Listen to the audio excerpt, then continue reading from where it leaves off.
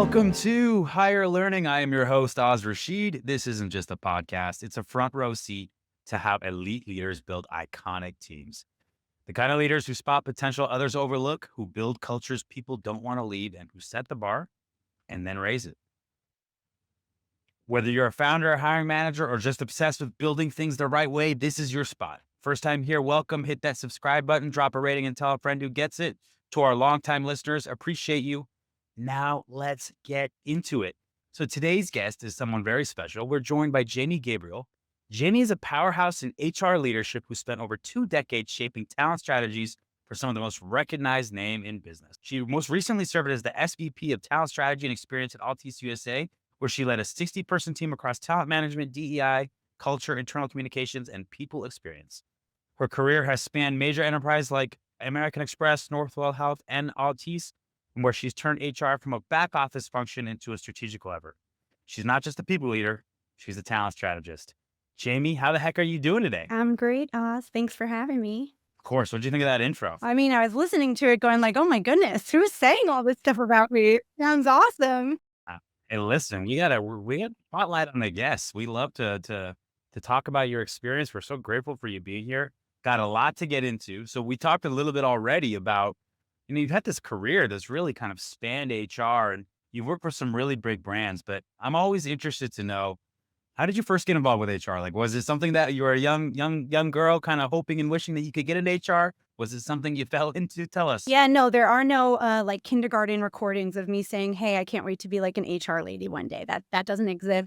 I absolutely fell into it. I, did what every high school kid does, trying to figure out what you're going to do. Narrowed in on something and thought fashion design was going to be cool and great. And then I did a semester of some textile information and was like, no, never, not for me. I'm not doing this world. And I had some great deans and professors in my college life that kind of moved me around a little bit and helped me find public relations, which is actually what my degree is in, from the University of Florida. And I did some internships while I was down there. And I found that I gravitated towards the nonprofit space when I was pretty young. And public relations and nonprofit is not just PR. It's a end-all be-all hats to lots of different things. And so I was an office manager, I was in PR, I was in HR, I was doing community. And so that started this interest in, how does a company work? How do the pieces come together? And honestly, at the end of the day, that's what I am. I like to see how pieces come together, what kind of pictures you could make out of it. And so I kind of got that bug of not doing just one thing.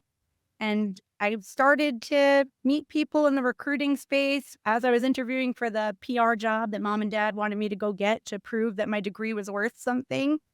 And those recruiters were like, no, don't do that. You don't want to go be a coffee taker for the first few years. Try this, try talking to people, try helping them. And my first job out of college was as a recruiter for a large recruiting firm. And that's how I started my HR journey. At Randstad, I set you up there. I always love to hear about people, especially when they started their career in recruiting. And that's the way that a lot of people get involved into HR in the first place. And, you're right. I don't think I've ever met anybody who was like, yes, I was 8 years old and really hoping that I could work on compensation plans and total rewards. Like, it just happens to be that, success is a route that's very rarely very linear. It's a lot of times it takes a lot of curves. So I appreciate you telling us a little bit about that. Also, go Gators down here. I know you're up in the Northeast and I'm down here in South Florida, but Gator Chop for all our Florida fans out there. So you and I talked a little bit about, so you started in recruiting and then you started to grow into this more broad-based HR career, rising up into leading people for very large organizations, like I mentioned. But you told me about the importance of being a talent strategist, and I'd never really heard that term before. So I'm interested. Can you tell me what that means and give me an example of what that might look like and feel like in an organization? Yeah, absolutely. Exactly that. I started kind of just that inquisitive nature that I described to you, I've had since a young age of just figuring out how it comes together. It happened while I was in these generalist roles. And so I started taking on new things in HR. And what I found was there was a common thread through what worked really well and resonated for employees versus what didn't. And if a program or a process was driven in how will your employee engage with this, it worked. But if it was not driven in that, if it was set up by people who want it easier for their job or want it to funnel into a system nicely and it made more hoops for an employee, it didn't work. And so I started to focus in on why. And this was where kind of my love for the people asset in organizations kind of came from. They are a talent in and of their own way. And each specialty has its own focus, special things they can bring to the table, and ways they can amplify a company. And so if you build your programs with a strategy to help those individuals be able to do their work better, it'll get done. And so I call myself a talent strategist because it doesn't matter how big or small the problem is, program, policy, practice, whatever it is, if your heart of it is how easy is this for an employee to engage? I really love that. What a fantastic insight on your part. Because so many times as leaders, we're thinking about what is the outcome we want, or how do we, get this kind of financial cost saving, or how do we improve this customer experience? And yet, if you're not thinking about how the individual that you need to carry this out engages with that, and what their maybe incentive might be, or what they need to do to be able to get good at that, then you're probably just setting yourself up for failure. Another way of saying the change management aspect is just so important to, hey, I want to get X done, but how do I make sure it gets done? It gets done sustainably and consistently, and to make sure that the people who are doing it are engaged in this. I think that is a really, really brilliant way of looking at it, and a great insight for anybody that's trying to build great process, great outcomes in their organization. Many times when I see these larger organizations, right, HR can become a bit of a like a box checker, sometimes like a wrist slapper, a little bit more like ones and zeros, black and white than that gray area. You've emphasized the importance of the human and human capital, something that I believe deeply. I'm very passionate about as well. What does it mean to lead an HR organization that is authentic in that approach, where with its employee base, and where employees can feel that human aspect as part of that function? Yeah, yeah, no, it's hard, right? Because at the end of the day, everyone has their own goals, whether it's personal goals, professional goals, or the combination of the two. And sometimes it's just your moment in time and what you have to get done. But to truly be an authentic HR department, you must hold the HR team to a higher standard than the organization. And, sorry to anyone who ever worked for me who's listening in now for doing that to them, but I hope they all say that they're better because of it, which is, you know, I had to lead from behind. I can't lead from the front. So we do have lots of conversations. We do have ideation. There is an open forum. It is a bit of a democracy in that team because we need to hear perspective and we need to understand what does this look like at every level in the organization. And I can't remember what that looked like for me. I could barely tell you what I ate yesterday. Never mind, remembered 10 years ago how it felt for me to be in an individual contributor role, right? And how are you going to get that perspective is by hearing and hearing from your team. And I went really out of my way to ensure that we built teams of HR folks who were people first. It was about them doing for others, servant leadership, wanting to help. Being in the HR team is not for those who want to be front and center on the main stage. I equate them to being stage managers. If you want to see the show go on beautifully and you're going to do whatever the heck you have to do back there, but no one will ever see you freak out because the stage manager is dressed in black and running everything behind the scenes. That's what makes the HR team authentic. The minute I hire someone in who's not like that, which listen, everybody makes mistakes and I've absolutely done that, it's toxic to the team. And so to make HR truly human first, I needed to make sure that my teams were human first. And then they can then push into the organization in that same way. I love that. We're going to get back to that hiring aspect in a minute, Sure. so hold that thought. But, one of the things that's a term that we all know very well when you work in human resources is EVP, employee value proposition. And a lot of times when you're trying to attract new talent into your organization, you're trying to convey that EVP. And a lot of what HR's job is to make sure that you're living that employee value proposition once they're in your organization. How are you developing them? How are you retaining them? How are you getting them to get engaged with the work like you talked about? What I've always found interesting in that is as you come in a senior level role, right? The organization has an existing EVP, whether they want to or not. Maybe it's clear and can conveyed and maybe it's not. But as somebody that's coming to organizations, how have you kind of evaluated what it is currently? And then how have you tried to start shifting it maybe into a more aspirational way or into a more of an evolving way? And then maybe tell us a little bit about some of the mediums and channels that you can use both internally and externally to convey this very important employee value proposition. So I love that you acknowledge that sometimes a value proposition is not intentional. And so the most important thing is when I'm joining any organization, I'm a listen, learn, do person. And by the way, you don't have to be in HR to be a listen, learn, do person. It's 30 days of listening, 30 days of learning, 30 days of doing, and truly committing to that. And you can determine, did the value proposition that the recruiting team had to sell me, and I say that lightly because it's not just recruiting's responsibility, but they take the front of the V very often. Did they sell me what I'm seeing? And if there are gaps between it, what gaps exist? And are they gaps that are good or bad? Because sometimes those gaps don't have to be a bad thing. It's just how we then repackage the communication over time to better align the ships, right? Because at the end of the day, your value proposition is your calling card. It is your modern day card that you leave behind, and people will either see it in the way candidates talk about you online, which you can absolutely not control in any other way other than doing what you can do to try to get them to feel valued. And feel is really important in an employee value proposition. I can't underscore enough how many executive leaders I've sat down and talked to that want to see immediate data and ROI on a value proposition. But it's a feeling, it's a branding, it's an element in which an employee feels connected to your company, and they're going to pick up on it in different ways. So to answer the question of how do you evolve it, once you assess where you are, where the gaps are, you have to test that. I'm only one person and I think one way. There are thousands of people in some of the companies I've worked at that have come in the last year or touched the company in some way. And so truly listening to how they feel about it, doing listening tours, setting up real engagement surveys, even bringing in people outside of the company, because oftentimes you trust talking to someone you don't know versus talking to someone whose title scares you more than anything else. I don't think I'm a scary person, but my title was definitely scary to some people. Hearing where they see gaps and where they see value and what they thought they were buying is part of that process. And then figuring out what's different. And you should never feel like you have to scrap the whole thing, because that's like throwing out the bathwater with the baby, right? At the same time, no, it's like take a little water out, put a little bit more water in, and let's play with the balance. Because the one thing that many leaders do when they first get to a new place is they make everything before them bad. They ostracize everything before they got there. And the reality is if you don't assume good intent, you're already setting up your team to not assume good intent.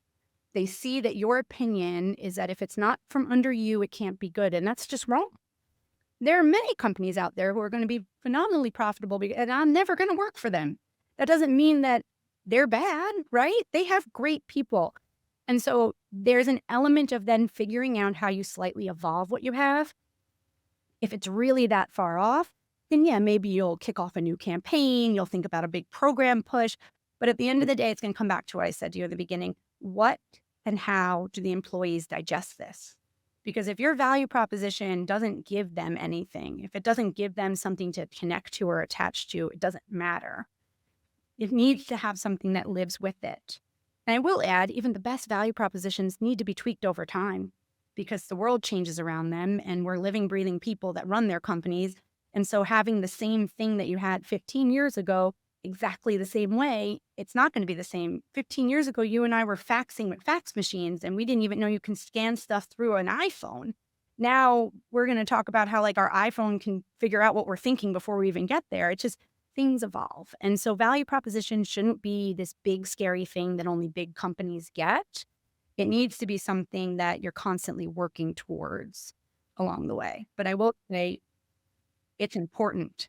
It's a very important. For sure. I mean, and I think you said that brilliantly. There's a couple of things to stand out. First off, the visual of the head of the flying V, it got me all excited. I'm ready to run through a wall. I love that analogy. And then if I think about what you said about coming in and ostracizing some of the things that had been done previously, right? And saying, just because I'm here and it's new and I was brought in to do something different and that nothing else that came before this is going to make sense for us. Well, then what are you doing to retain the engagement of your team? The people who are probably part of that and probably feel some sort of tie to that at least, right? And so I think it's good to come in and understand maybe what was working, what's not working, and how do we take it. And then to your last point, like, can you imagine if you're a company that's trying to hire cutting edge, best in class talent, and you're not thinking about technology and you're not thinking about artificial intelligence, you're not thinking about a new way of doing things and a new way of engaging a younger, work group and millennials and Gen Z and all these different things. Like it has to evolve. It has to change. There's certain things that are part of your core values that I would hope would remain with your company throughout time. But otherwise, culture evolves, right? Employee value proposition evolves, and it has to because things change and dynamics change, needs change. So I think Great call out by you. I want to dive a little bit more into hiring because that happens to be my area of particular obsession. The thing about hiring that's interesting is that like everybody thinks they're amazing at it. The data just does not back that up. Even those of us who have done a lot of it and built great teams throughout our career, mess up, make mistakes. You brought that up earlier, right? And what do we learn from those teams? So I'm always trying to drive a through line and figure out, the people who have built great teams, what do they see differently? So I want to ask you and start here.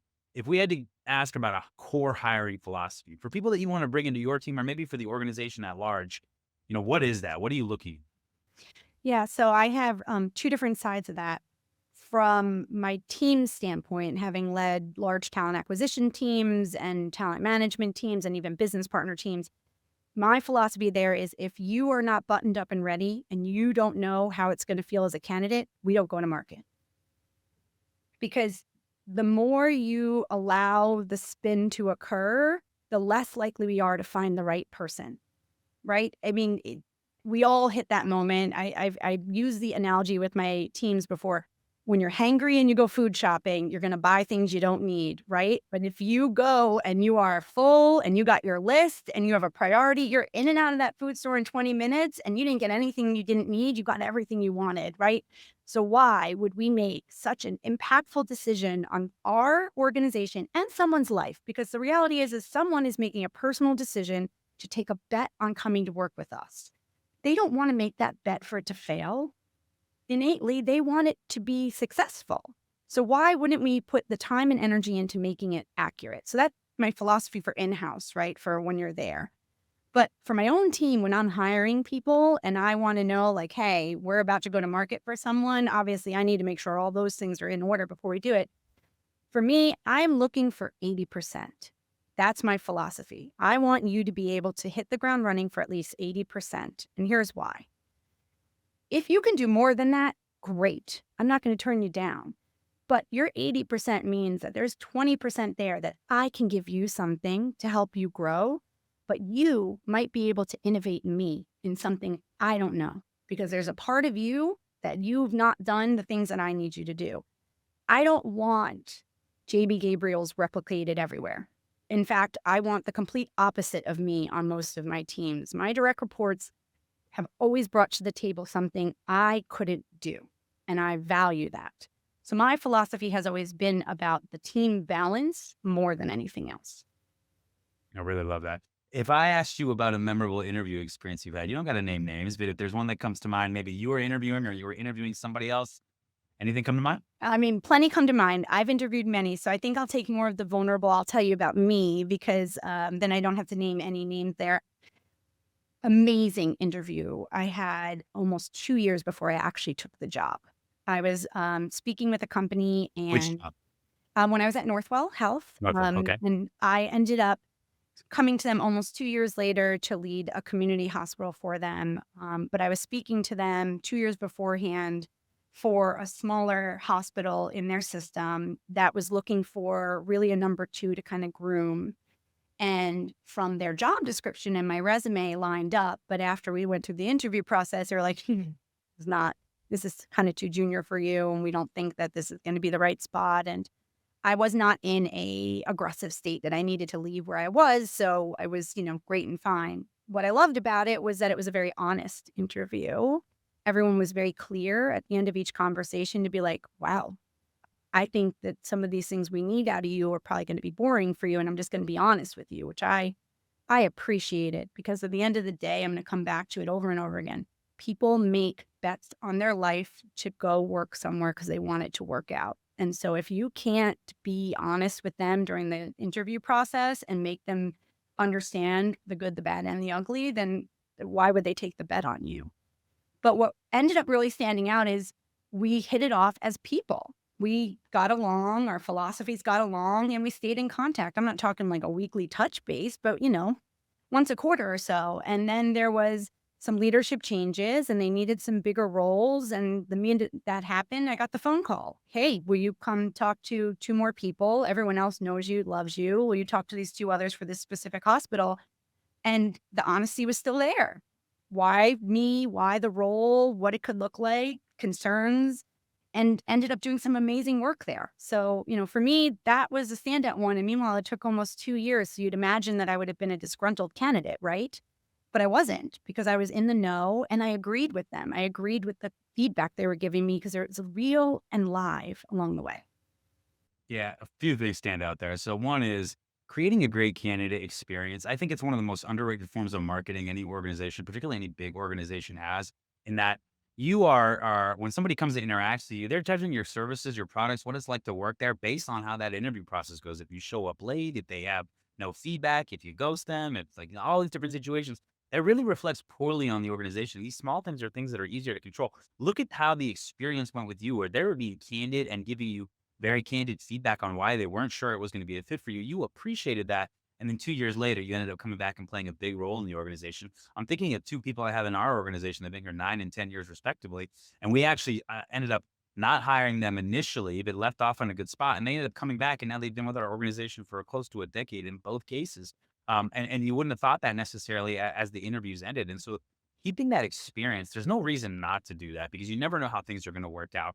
And I think it's a really, really important thing. So I'm really glad you pointed that. The other thing you said that I really, really love is people are betting their life on these jobs. And that's, I spend a lot of time, we work a lot with candidates, but we work a lot with companies, obviously, and I'm advocating to them the importance of getting this right.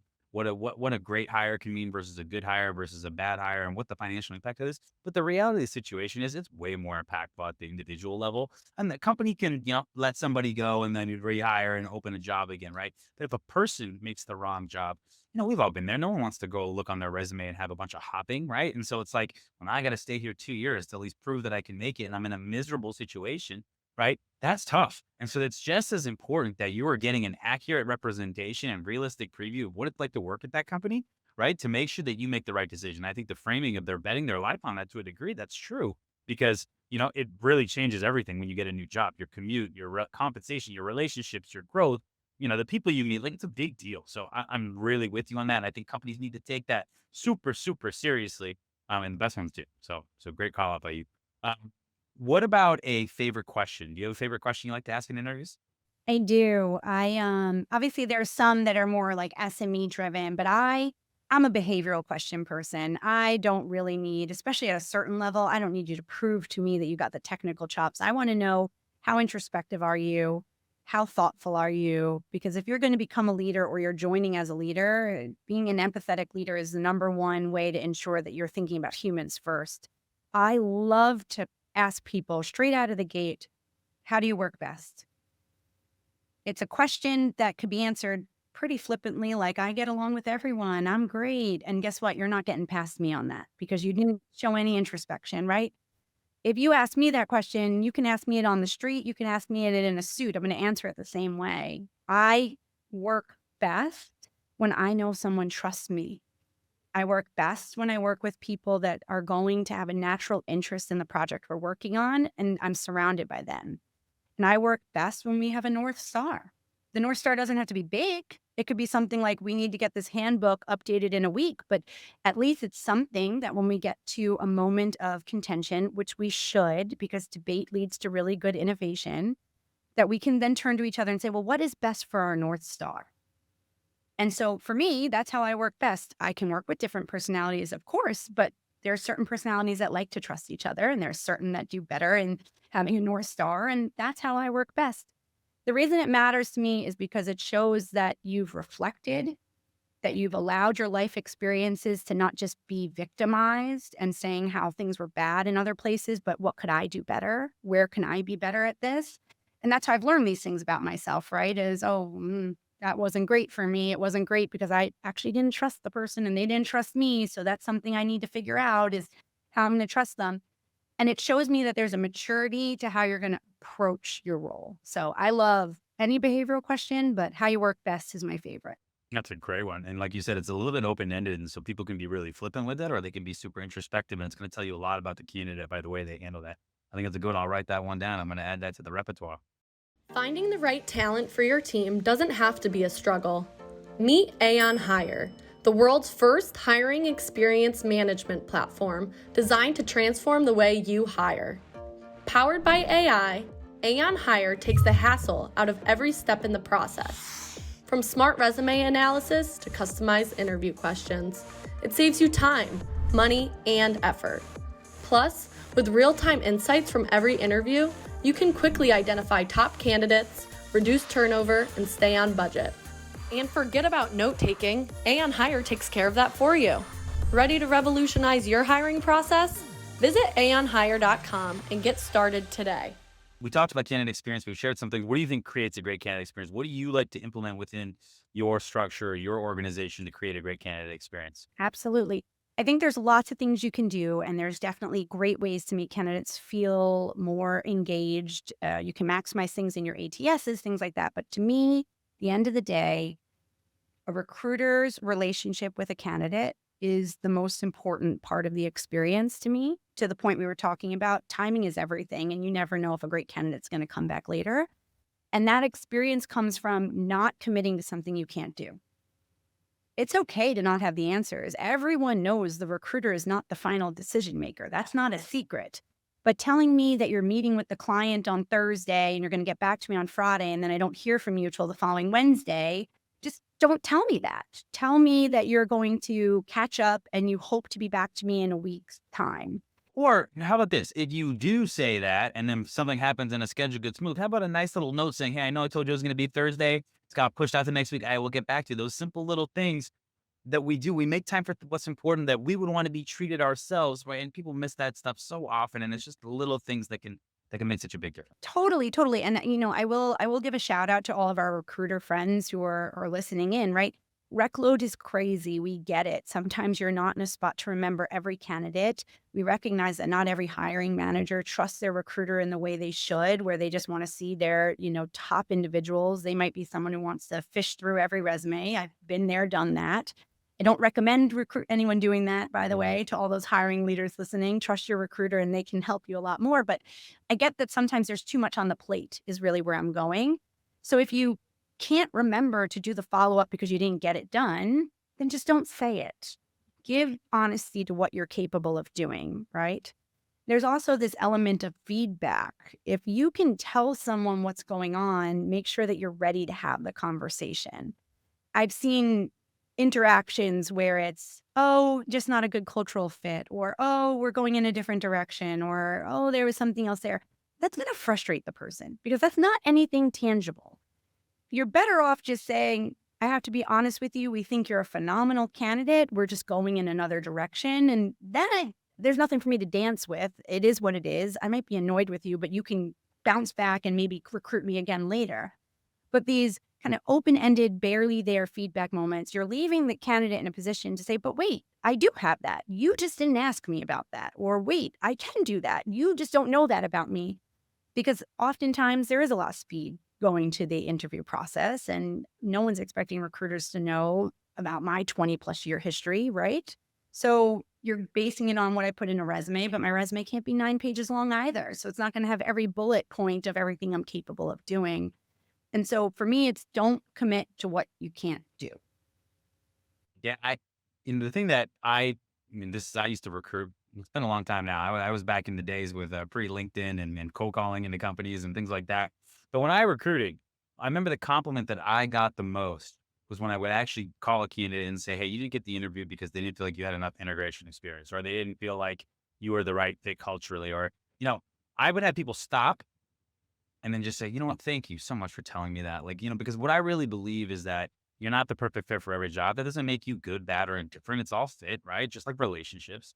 And ultimately, when you know why, you can work on that. You can take that and say, that's not something I'm going to change. That's core to who I am, whatever it may be, but you can do something with it. And I know that you don't always get that level of detailed feedback. Hopefully the relationship between recruiting and the management team is good enough where they share, and then you can be savvy enough to articulate that information and that feedback in a way that's going to be helpful with great intent rather than demeaning or hurting somebody or making them feel right.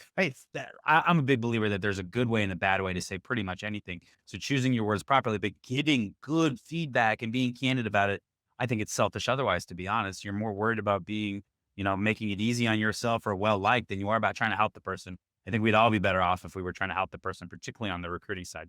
All right, here's the go-to question, the money question. We talked about it a little bit earlier. When you miss on somebody, Is there a theme you can look back on, or is there something that you I wish I would have done this differently, or maybe something you've learned over your time? Yeah, there's a few different things. I've learned to ask these behavioral questions, right? I can't tell you in my first few leadership roles that I asked these things. I was more concerned with, do you have this level of Oracle integration experience? How many trainers have you trained before? What kind of classroom settings do you do in? I've learned that I do better if I trust that my recruiter has done the test of those things and I'm there to figure out the fit for my organization. So behavioral questions has absolutely been something that the misses in my early part of my career have kind of come to. I've also learned that life happens. And so I've had fabulous people that 6 months in, 9 months in, all of a sudden they're showing up different. And most of the time it's something personal going on and something else outside. And a few times it's been not getting the right support in the team. So I think the most important thing is when you have a miss is to not just put your head in the sand on the miss. You actually have to own it and step in front of it and talk to the person. And I've gotten really comfortable with sitting down, taking people to coffee, removing them from the building, having a calming setting to be like, hey, what is going on? This is what I thought we were going to do. And this is what's happening. These are my observations. Help me help you. What do you need? And, you know, have the tissues nearby because this is where I learned about sick parents. And this is where I learned about divorces going on. And where I then learned that the person assigned to be their buddy hasn't been helping them the way they need to. And so making sure that you give every benefit of the doubt in the miss first, I think is something I've learned along the way, because the assumption that what you were sold to what you got is obviously just a farce and wrong is also wrong. Everyone has things going on. I'm a big proponent of your 5 to 9 dictates your 9 to 5. And we have to leave space for people to have those conversations. It's that part of being truly human in a human resources team and authentic. Listen, at the end of the day, could it be? Yeah, of course. But do you think that 100% of your misses are that? Likely not. It's usually something else. And then I see what I can do to help. Sometimes I can help, sometimes I can't. But you know what? In the situations where I can't, I've never had an exit from my team that was brutal. It's always been respectful. It's always been thoughtful. I've never needed security to wait outside of the door, no matter how much my security teams have always wanted to be at the ready, just in case. It's a perk of hiring, ex-detectives and things like that. But it's human and it's mature and it's understood and it comes with timelines because we started having a conversation about the miss and where it was. And I will say a lot of them we've been able to work through, and that's a great thing. Fantastic answer. Wow. I really appreciate that insight and the empathy and leading with empathy and the benefit of the doubt. I think is such a key thing, such a good thing for leaders to hear. We are contractually obligated to talk about artificial intelligence in all podcasts in 2025. So I want to make sure that we adhere to the standards. Let's start here. Do you have a view on AI and how it's going to impact the workforce over the next 5 to 10 years? I do. I think it's going to turn into the same technology changes we've seen over the last 10 years, right? It's going to become something that's here to stay, and it's something that will probably have lots of fanfare in the upcoming years, and then it'll die off and just become part of your everyday. What I think is important is I think you as an individual need to educate yourself on what it is and isn't for your job because it is relevant to certain jobs in certain ways and not to others. And so it's a scary term because it's marketed that way sometimes, but it's also an innovative term depending on which things you're reading, right? So I think the most important is it's a new skill. And so over the next few years, everyone's got to understand what that skill is and can it help your company in some way and can it help you? I will say I was speaking with a client in my current business, and they're looking at AI to help with administrative tasks in HR. The element of it sounds interesting to me. I don't know any employee relations manager that would say, no, I want to continue to take my notes, rewrite my notes, and look for themes myself if someone can generate that for me. It's not saying it's taking the place of employee relations. It's saying it's helping those ER managers be able to have more eye-to-eye contact conversations instead of being behind their desk, typing things up, preparing documents, and then using the system to inevitably look and see patterns.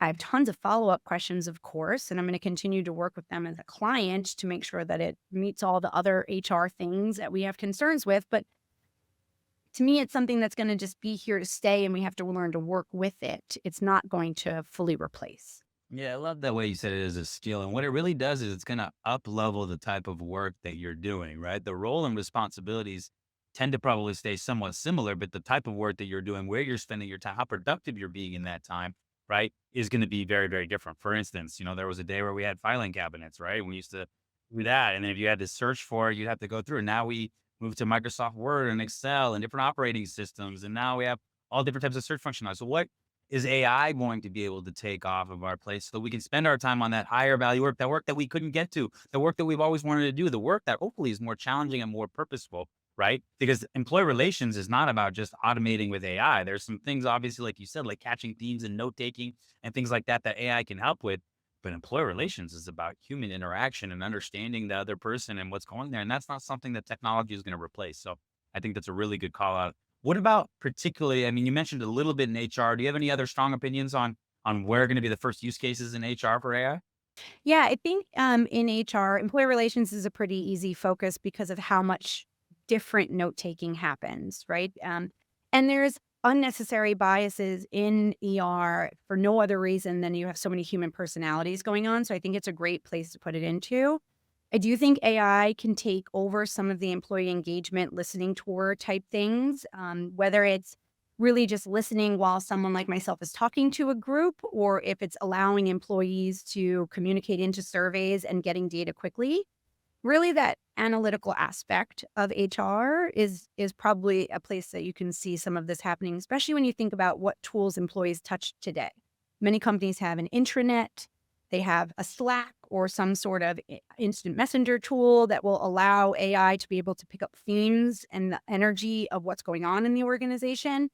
Obviously, you can see the dark side of where that could go. And so you need to make sure that you have a very smartly skilled HR department who understands the limitations of the system and where they're going to step in, right? And be able to then transparently talk to your employees. I think like anything else, whatever you're doing, if you don't journey message to your employees what's happening, it's innately bad, no matter what. Great. You have your own consulting business now. Are you using AI in any way in your day to day? Can you give us a little insight into that? Yeah, so I played with it a little bit more just so that I know, and I've taken a few different skills training classes. I will say, super easy is like a LinkedIn learning on AI, but everyone feels like they know what AI is, similar to everyone feels like they can recruit. So you can go on YouTube and find tons of content. But you know what I've done? I've used things where I've written something and then I said, hey, is this positioned correctly for the algorithm that is LinkedIn? Or is this positioned correctly for an algorithm that I want to drive interaction with others on?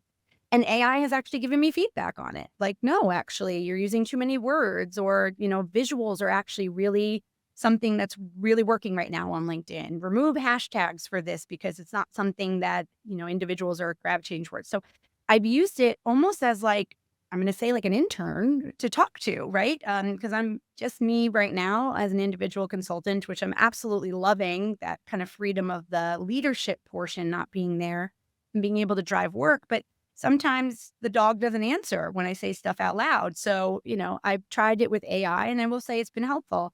There are downsides to it, right? I've also done my own research on like, how can you tell when something's ChatGPT written? And I know that, I don't talk in hyphens, so my writing shouldn't be with hyphens. I did have one bummer moment. If you do ask ChatGPT to write a note for you, it always writes best as the signature. And it's so frustrating for me because I've been writing best since like 2000. And now You're gonna have to move to Cheers or like no, yours no. truly or I'm something. gonna have to change my closing just because people are gonna think my writing isn't me. Though I've always been authentic writer. When you read an email from me or a communication, it sounds like I'm speaking to you. I frustrated a lot of communications teams by doing that, but that's, my way. So you are. That's how you be an authentic communicator and leader. ChatGPT must have stole that for you. They obviously picked what was the best way to close out an email and realized that Jamie gave him this. We Scott better go that Wade. route. All right, let's take it out of the artificial intelligence technology world. Let's go back to good old fashioned books. Have you got any bit of content, whether it's a book or even if it's something that you've seen on TV or a podcast, like recommend something for our listeners that you really enjoy? I'm I've reread for the second time a book called Recalculating. And it's by Lindsay Pollock. Lindsay is someone that I've brought into a few organizations to speak. So I can say that she's become a friend over time. She focuses in on generational differences and how you have to lead differently for different generations and how you can make multi-generations work in the workplace. But she wrote Recalculating kind of right after the pandemic moment. And it resonated with many, especially in the organization I was in at the time, because we were trying to figure out how we're going to move forward. And so the idea of when you're driving in a car and there's traffic on the parkway and you get off and all of a sudden your GPS is recalculating, how do you do that with your life? How do you recalculate in a different way? So obviously I took a big jump, a big bet on myself, decided that I didn't want to do the corporate thing anymore and I wanted to strike out. And a lot of it's aligned to the things that matter to me most. And so I reread her book on recalculating because it felt like it was a really good alignment. So I will say that that's my recommendation right now, especially if you're thinking about doing something different, whether it's personal or professional. It's always nice to feel like you have a voice in your head. And Lindsay writes in that way. She's not using like big business terms. She's not using things that you need a dictionary next to you for. She's talking to you like a friend and she's helping you think through how to do something different. I like that. I'm going to check that one out. Okay, last question before our lightning round. If you had to offer some advice to your 20-year-old self that you didn't know then, but that you know now, what would that advice be? Gosh, I have so much advice. We'll stick to the professional advice for now. But the biggest thing for me as of lately is take the bet on yourself, prioritize yourself. So often did I say, you know what, I'm going to turn down that speaking engagement, or I'm not going to go to that conference because work needs me. Work needs this out of me. I need to focus on this at work, or, I'm going to miss out on these things. And what I'm finding as I'm getting older is, wow, why did I do that? Why didn't I find the space to go? Why did I turn down being part of that moment? Doing things for you is the only thing in the briefcase you can take with you. Everything else is for your organization. And so at the end of the day, you're only going to be better for wherever you go next if you fill that briefcase with more things. So I think a younger me needs to be told, it's okay. You'll figure it out. There's more hours in the day tomorrow. Go do something that works for you.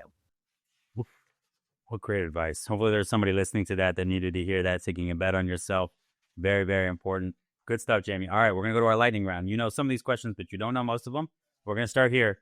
For you personally, define the perfect schedule. Hybrid, remote, on-site, 5 days a week. What does it look like for you and your team? Yeah. Perfect schedule for me is fully remote. Been doing it for a long, long time, way before it was cool, because I supported Pac Asia back in my early days. And so I've learned that. What are some of your tips then managing remotely? Because it can be a little bit more difficult to check in or get a feel for people. You're missing out on body language. You're missing out on some of that osmosis. What are some of the tips that you had to be kind of more intentional as a manager and leader doing things fully remote? Yeah, listen, what you can't see is on the left side of the desk is a open loose leaf every day that is with the specific emotional follow-ups I need to do. Someone said something in a conversation and I want to send a text the next day to make sure that they're okay. Someone told me that their child's graduating. I want to make sure I check in on Saturday. How do I build those relationships that aren't being done at the water cooler? Because honestly, a lot of the in-person is that kind of relationship building, seeing things, feeling things. So I do have that element of how do I keep myself in touch with people. I've also learned to just ask more direct, intentional questions. There's not a lot of dancing around when you're remote. Asking very soft-footed questions that you're then going to look around the boardroom and see how their reactions are, that can happen in person. But when you're remote, you have to be able to say openly, I disagree with this and I need to understand why we're doing this, and not say it in a timid way, because there is no interpretation elements. There's no, is she fidgeting? Is she moving? Is she walking around? I've also learned that being remote means that I need to be very open with how others want to communicate with me. So sometimes it's a phone call because they need to be in a special private place where if we were on site together, we would maybe go walk and have some coffee or something of that nature. So I've had to be more open with it. What I love about being remote is that I don't have a lot of what I call the drive-by. A lot of my life in certain jobs was wasted every day by drive-by. People who want to just drop by with I just wanted you to know, which is really no, you're staging this for something and you're just not being honest with me that you're staging this for something and you want me to go do your work, which is totally fine. Sometimes it's appropriate, sometimes it's not. But it messed with my ability to get work done, right? Which is to be able to sit down, focus, be creative, and really listen. I'm very much a active listener, and so being remote allows for no one to distract me while I'm listening to someone talk. Love that. Okay. Percentage of meetings in your corporate America experience that are productive versus complete time wastes. I'm going to say almost all of them are complete time waste. The reality is, I'm a firm believer, and this could have been an email. But again, I'm an active listener, so I'm also an active reader. You can't send me something and I'm going to be like, oh, yeah, yeah, I saw it and I didn't see it. No, I usually read it, printed it, and provided you feedback because that's how I believe I should support it. So I do think meetings have a time and place if there's a clear agenda, we have the right stakeholders in the room, and there's focused time. But in many organizations, that happens too often and too much that you then schedule these huge offsites to try to get the work done. But as soon as you turn something into an offsite, you've already removed the ability to get work done because the element of an offsite feels like there's going to be other elements of team building and celebration tied to it. You're not just going to go sit in a room. And plus, the fatigue of sitting in a room to do that many hours of meetings won't get done either. So for me, a lot of it's wasted. Glad it could have been an email. All right. Favorite Gator of all time. Oh, mine's going to be Chris Leak. Not really a high priority one, but here's why. He was in college when I was in college. Listen, I remember Chris Lee well. He was the one that Team Tebow took over Yeah. for, and there was a little bit of chomping at the bit. No pun intended to maybe have Yes. Tebow take over for him earlier. Exactly. He came back and coached for the Gators for a little bit too. But we had come off of some really hard years, and he was the beginning step of what then became the Tebow legacy. And I think call it a bit of the, HR empathetic leader in me, but I think everyone in teams has an important play. And just because he wasn't the big celebrity doesn't mean he wasn't very I important. remember Chris Leak well. Beautiful eyes. I think he had blue Yeah, eyes if I he remember did. correctly. Blue Yeah. eyes. I There you still go. have my Chris Leak jersey somewhere in this house. I love that. All right. Favorite guilty pleasure. Ooh, it's going to be ice cream with my kids. Ice cream again. What's your favorite go-to flavor? Coffee. Coffee ice cream. Yeah. Are you giving that to the kids though? Are they getting wired if they have coffee ice cream? Interestingly enough, my 9-year-old loves to have coffee ice cream in a cone, but she's also 9 going on like 32 and probably knows her martini order. She's firstborn and all the energy is accurate. The middle one, who's 7, she'll pick anything that's got the most food coloring in it. And then the little guy, who will be 5 in a few months, is vanilla all the way. Vanilla all the way. Last question. Then who is your spirit animal? I don't know if I would say I have a specific spirit animal in an actual animal, but I will say that because the little guy who I just mentioned, he's around a lot. We are watching a lot of Mickey Mouse Clubhouse. So if I can kind of tweak it in spirit animal to be animal-esque, I'm going to say I think it's Daisy Duck. Oh, okay. Tell us why Daisy. Yeah.